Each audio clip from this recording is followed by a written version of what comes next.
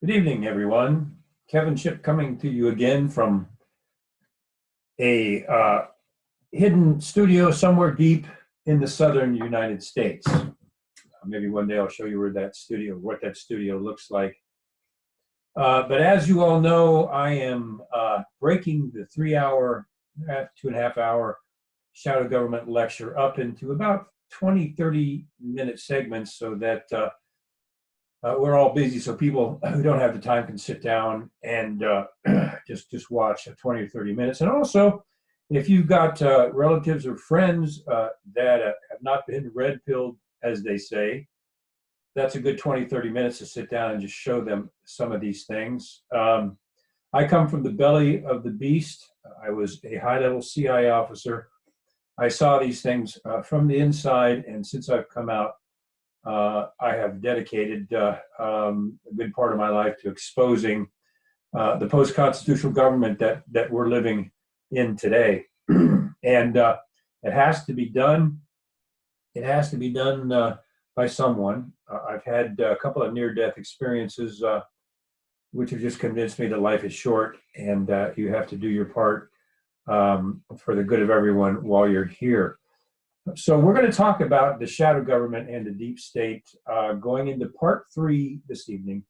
And let me get the slides up here and we'll get going. If you have any questions or comments, you can go to YouTube, to my YouTube channel, and post them there. And I try to get back. I've got hundreds at least to respond to, but I try to respond to all the ones that I can. I'll be airing some current event analyses in the days coming up after the holidays starting in January. So you all see some new things coming up. And as I always say, I'm a recovering CIA officer, and I go to meetings, weekly meetings of CIA Officers Anonymous.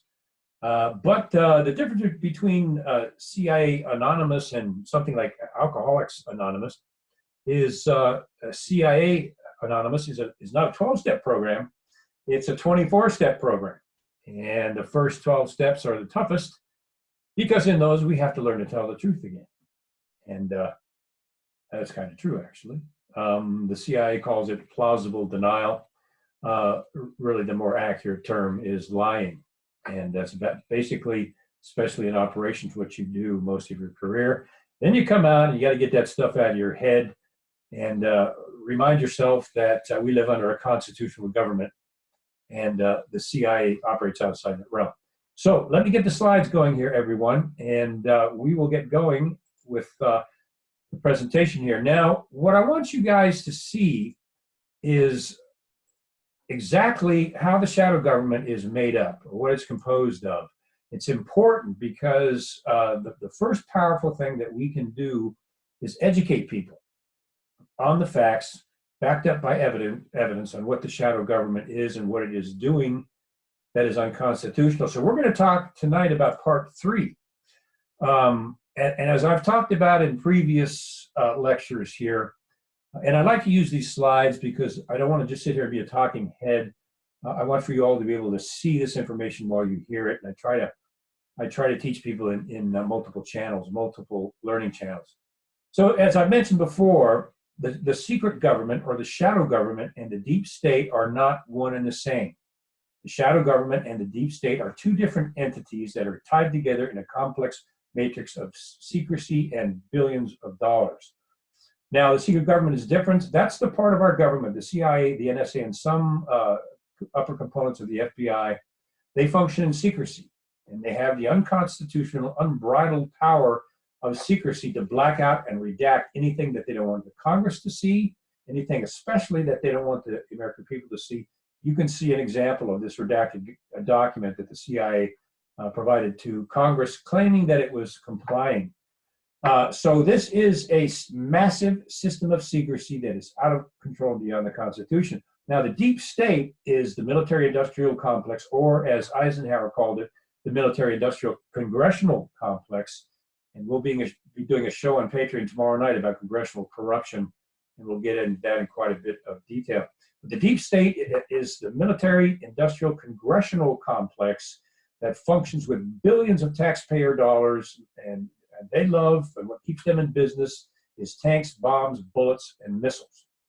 So the deep state functions, the system behind that is money, billions of dollars provided from your tax dollars to the federal government for military industrial contractors. The average CEO makes $27.1 million a year acquiring weapons and arms. And of course, their goal is not peace. War is big business for them.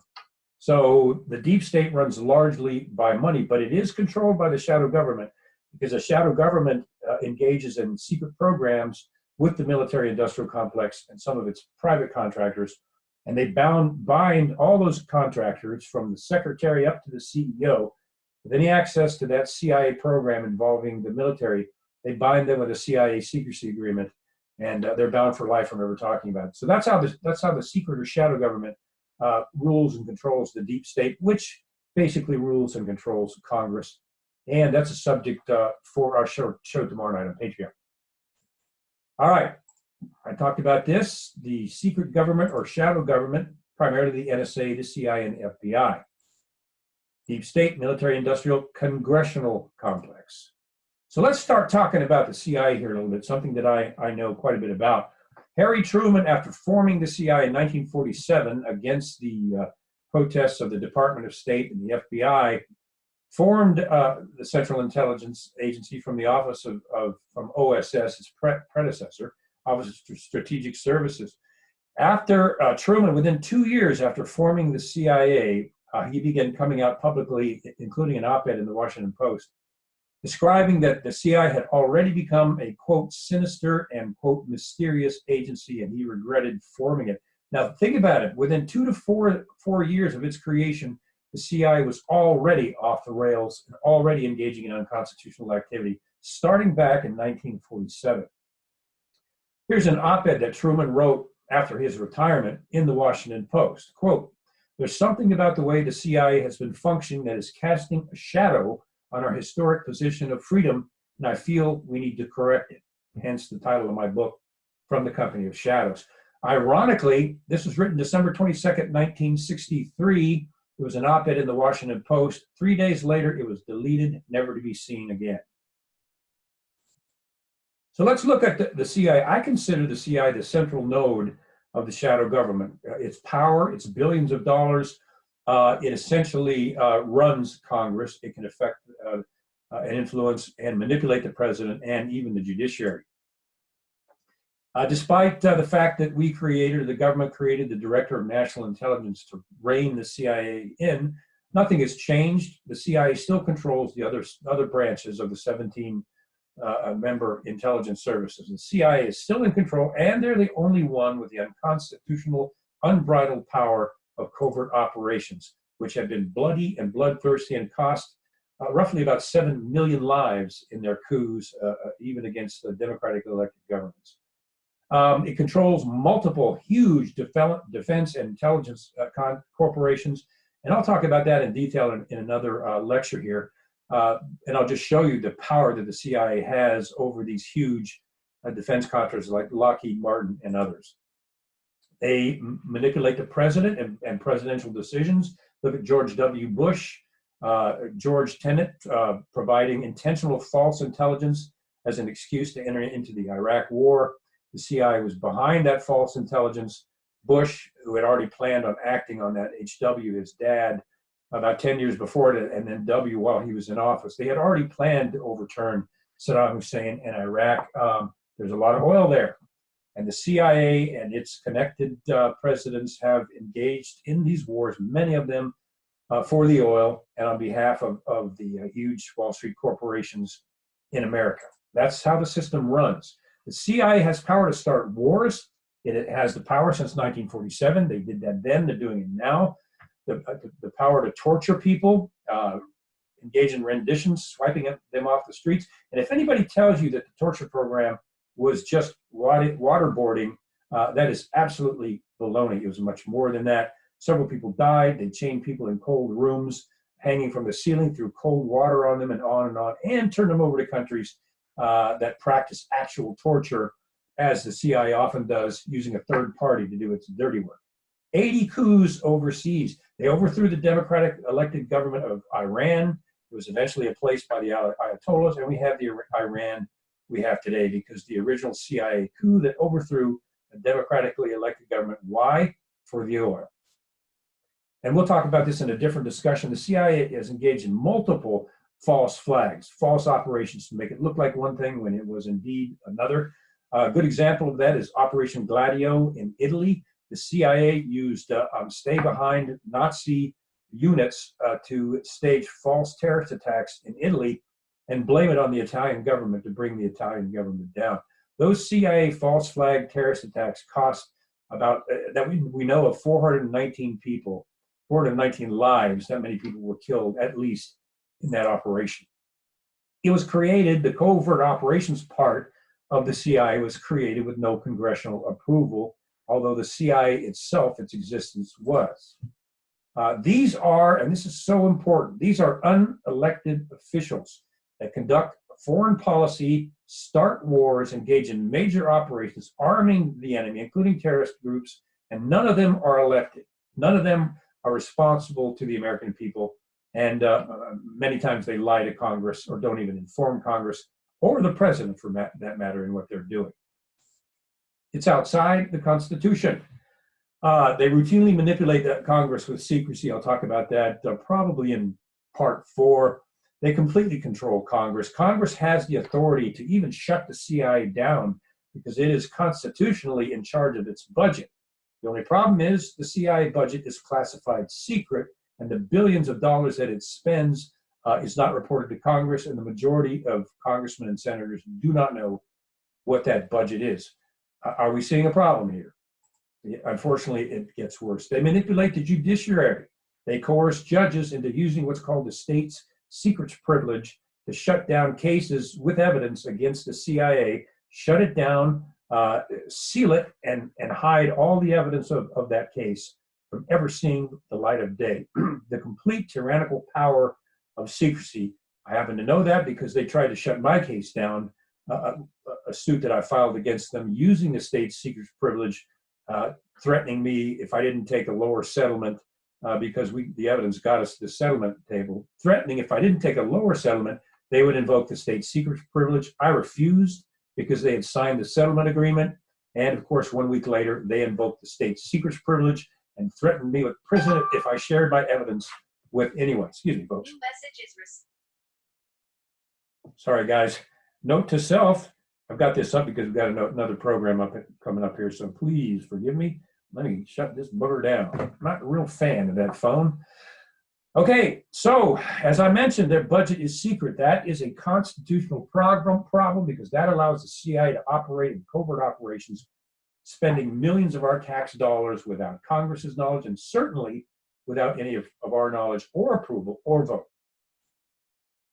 The Central Node CIA was created by the National Security Act of 1947. The CIA was accountable through that act only to the president through the National Security Council and whoever is over the National Security Council. We remember that National Security Advisor Susan Rice unmasked her and Samantha Powers over 300 names of Americans in the Trump campaign and beyond, with no accountability whatsoever, and of course in conjunction and working with the CIA. Now, this is what the 1947 Act states. It allows the CIA to, quote, and this is as specific as it gets, perform such other functions and duties as the National Security Council may from time to time direct. Is that broad or what? That's about as broad as you can get. It gives basically the CIA a wide swath of latitude in what they do.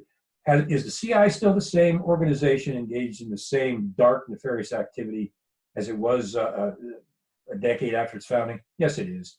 The blood on the roots produce bloody fruit, and that is still happening. Now, most concerning, what the act does not stipulate is any restrictions on the CIA's covert operations, and this is our problem. There's no definition of what the CIA can engage in these covert operations. There's no restrictions on what the CIA can do through covert operations.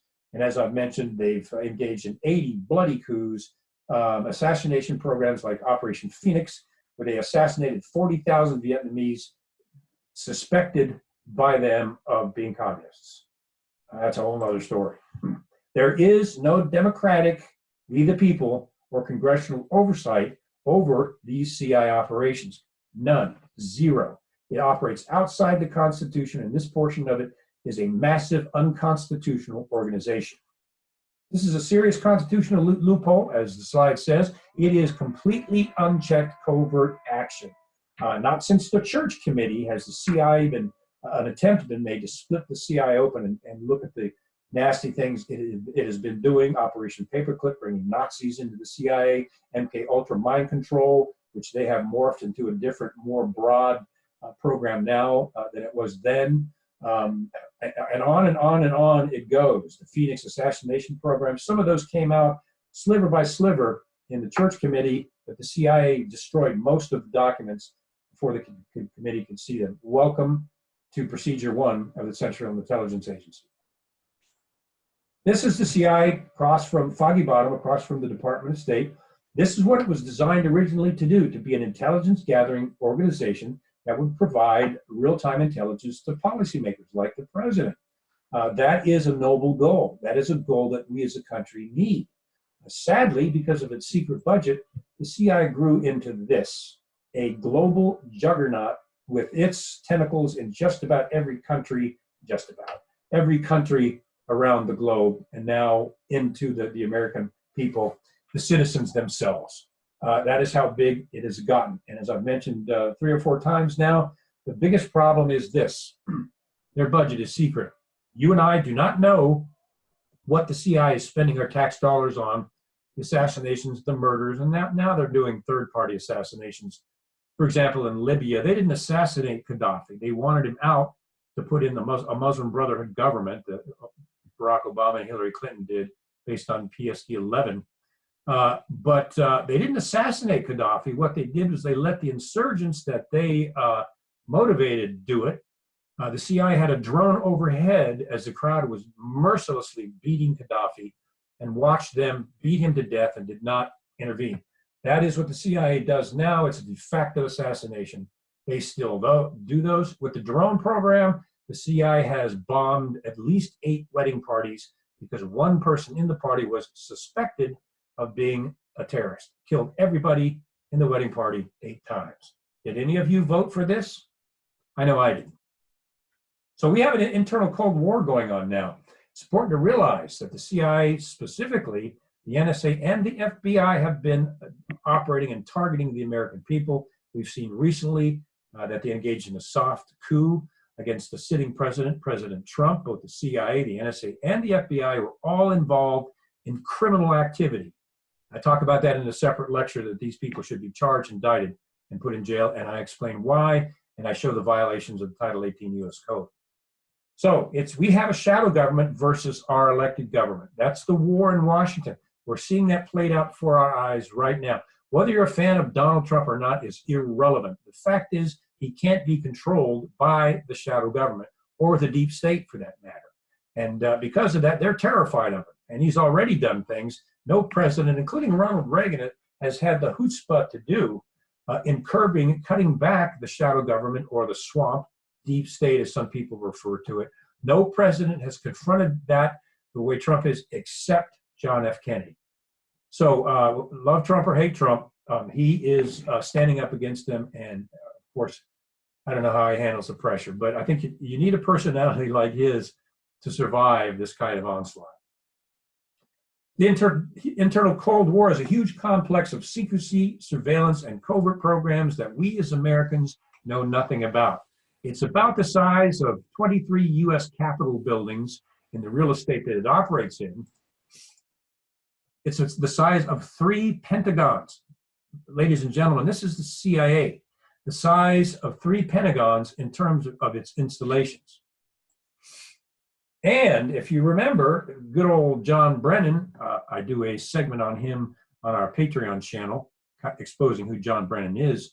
John Brennan spied on the Senate Select Committee on Intelligence and hacked into the Senate Intelligence Torture Report and monitored what the Intelligence Committee was writing about torture. That is a felony. Was he indicted? No. Was he charged? No. Was he, did he even receive a slap on the wrist? No. Now he's working for, I think it's MSNBC, and probably making about 6 figures a year, coming out and slamming Trump. I think because there's a real possibility he may be indicted, so he's on the offensive. So when he was caught hacking into Senate computers, a felony, what did he do? He does what the CIA does best. He threatened back. He threatened the Senate Intelligence Committee, which his boss, that if they went any further with the investigation into his hacking, then he would charge them for gaining access to classified information without a clearance. They use that all the time. That's their power. Sadly for Johnny Brennan, it didn't work. They published the report anyway. It was damning to the CIA and to Brennan, and it didn't even contain information on the severe torture that went on. That was a felony. Now, why didn't President Obama do anything? Was he complicit in this? What people don't understand, and President Obama could not do anything because of the power of the CIA. He could not do anything at all. So he just said, well, he has full confidence in John Brennan, and dropped it. A felony, spying inside the United States on his bosses, the Intelligence Committee, and he's walking around free and making a bunch of bucks with the major news media. That's how it works, you guys. So, what do they do when Trump comes in, his first few months in office?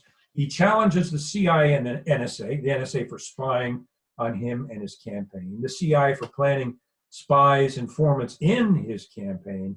The CIA supported the Free Syrian Army, which went in and massacred a whole village of Christians, claiming that they were moderates under Obama. President Trump stopped that program completely, which that was a line in the sand for me. When he did that, I started thinking this guy really is taking on these juggernauts.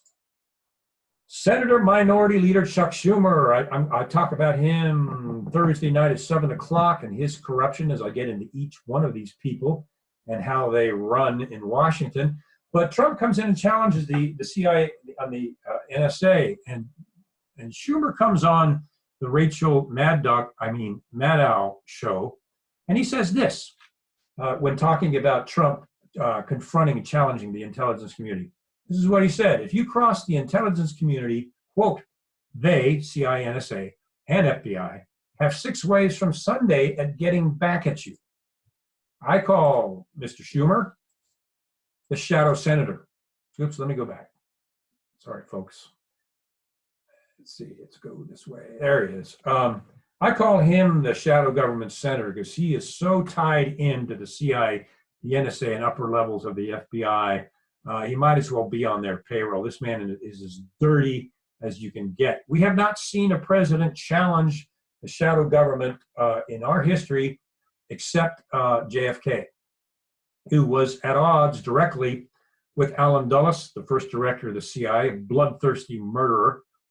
And that's another, I gave this speech at the last JFK convention on how that whole thing happened up to the assassination. But JFK confronted Allen Dulles and the CIA for lying about the Bay of Pigs and allowing the whole thing to fail by holding back destruction of Castro's full Air Force. Allen Dulles, if we remember, JFK came out and said he was going to splinter the CIA into 1,000 pieces. Allen Dulles, he fired Allen Dulles, a career intelligence narcissist who formed his own organization of former intelligence officers that tried to undermine every policy that JFK put out. And it's kind of detailed. Another show will get into it. But it eventually resulted in the assassination of John F. Kennedy and then the Warren Commission cover-up. I wish I had time to get into that. I know that's a broad statement, but I can show it to you in detail. I did at the JFK conference, and if you can track down those videos, I suggest that you watch that there. So that's it for tonight. I wanted to make that as short as I could so people who are busy have the time to watch this. You can track me down at For the Love of Freedom, and that's fortheloveoffreedom.net. That is our website, fortheloveoffreedom.net. Remember that I have released several CIA documents involving the cover-up that they tried to do on me and my family, who was poisoned. And you can go there and you can see the cover-up documents and the documents that they tried to conceal. None of it is classified. We're talking doctor's diagnoses. We're talking environmental studies, break-ins into her house, chemicals painted on the ceiling, and things like that. So remember, fortheloveoffreedom.net, and you can see all that information there. And order the book from the Company of Shadows if you'd like. It's an interesting document, and I built a code into the manuscript exposing the things that were illegally, criminally blacked out by the CIA. Every Thursday at 7 p.m., we do a very special show on patreon.com/Kevin_Shipp, and crowdsource the truth, and I get into these sorts of things in detail. This Thursday, I'm going to be doing congressional corruption, and that's going to make the hair stand up on the back of your neck, and you'll understand why Congress promises things to its constituents, and they get in office and they do the exact opposite.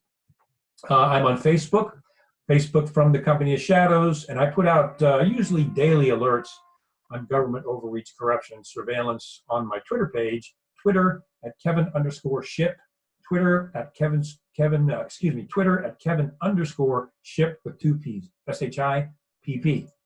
So that's it for tonight, you guys. Appreciate you watching this. Stay with us because we're going to have some bombshells coming up very, very soon, starting in January. And I'd encourage you to go to fortheloveoffreedom.net and check that out because you'll see things there that you've never seen before. So I appreciate you all watching, and we will see you on the next installment here as we analyze the CIA and expose the shadow government. I hope you all have a very, very merry and peaceful Christmas.